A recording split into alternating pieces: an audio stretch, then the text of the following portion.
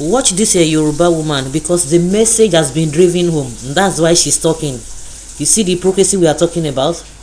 Now, the Fulani lady who has been campaigning something has hit them back. Just listen to her. Oh, a Fulani woman has come out calling herself positive activist.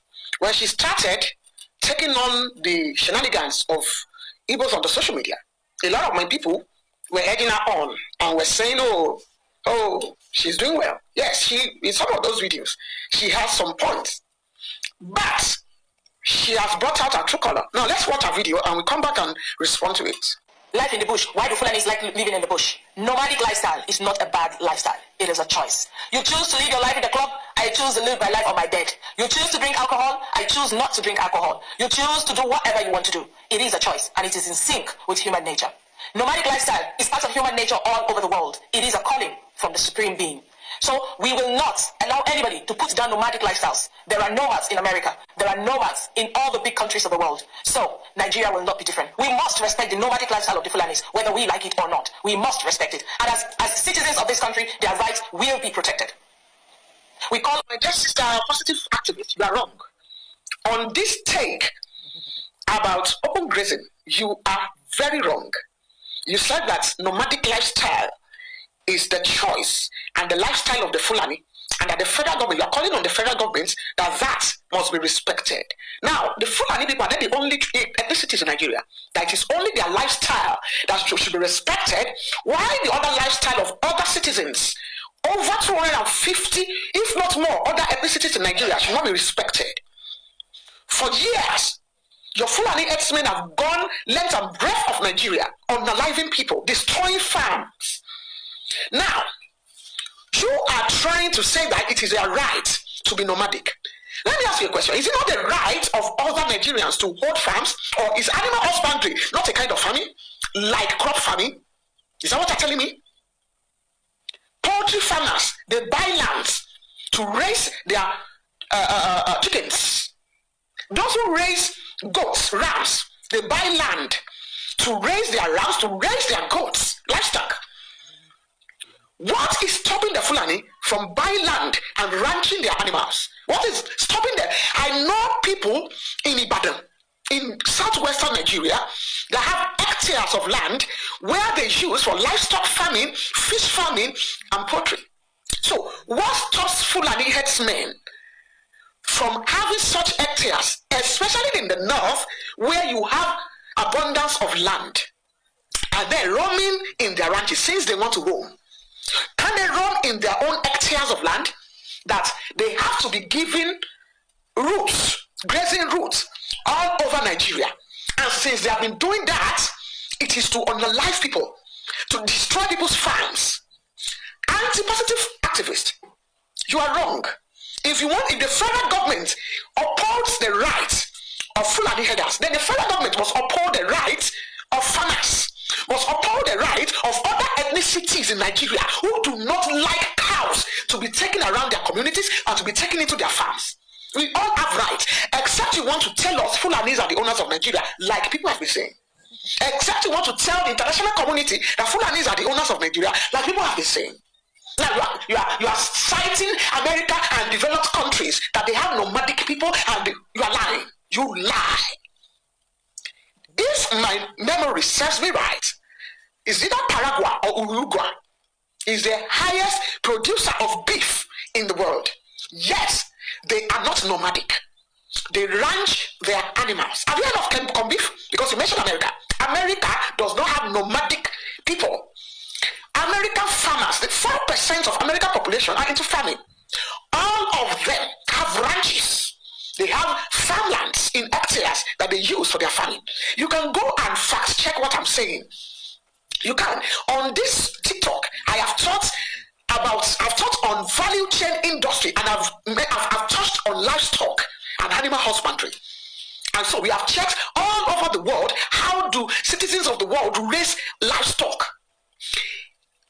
In Mongolia has a lot of land without population. Yes, they are not nomadic. They raise a lot of livestock, but you will see a farmer with thousands of hectares of land on which they graze their animals. So what stops the Fulani herders in Nigeria from doing that? You are calling on the federal government to do this, to do that. Is that livestock industry federal government industry? If other forms of farming or forms of agriculture, people use that, yes, the federal government can invest in any form of agriculture, and herding, cattle rearing is part of it.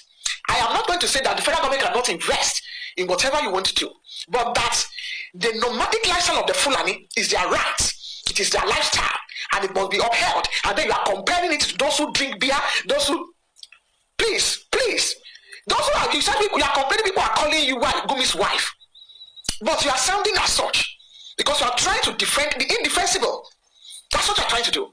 And I want to advise you that you should put a stop to that. Yes, put a stop to that. Anybody who wants to rear animals should be able to buy ranches and ranch their animals. If people who are raising rams, who are raising goats, who are raising poultry, do not allow their own animals to run around and disturb others, Fulani herdsmen, no matter their lifestyle, do not have the right to disturb others with their animals. Mongolians, they rear a lot of animals. There's something with Yorubas. Yet they do not disturb other citizens with whatever they rear. Please, Auntie, please put a stop to this campaign of calumny, to this campaign that is hurting other Nigerians. Nigerians are hurting right now because of the insecurity in the land, where a lot of ethnicities, Christians are unalived. Please put a stop to this campaign that you are doing. You are running a propaganda, and that is it. Well, I'm shocked that this woman is talking like this. So because now this positive activist Fulani lady now has come for you guys. I thought when it was, you should have done a video where she was bashing the Igbos, because all of you were jubilating, because you are part of the people too. You bash Igbos at times because you were talking about there was you know what you are doing now, but now that she has come for you people, and that is the alliance you people have with them. They always brag that they have alliance with you, which you know at the end of the day it is not true. They don't even like you. You might like them, but they don't like you, and they have ulterior motive. The reason why they are dragging you guys closer is because of they want you to fight the Igbos together with them. That is exactly what they are doing. When you are just to be able to work against the Igbos, and those ones are not even perturbed.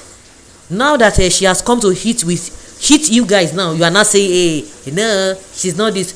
I would have expected you. Of course, you said in your video that yes, she made some points which you really like, but now you don't like this one. Now you are not coming for her. So also the same thing. If you think that she had some points in what she said, you too, you are making sense. So also Igbos too, they are making sense. If only we can really, if we really have a good mind, and we are really sincere about this country. Yes.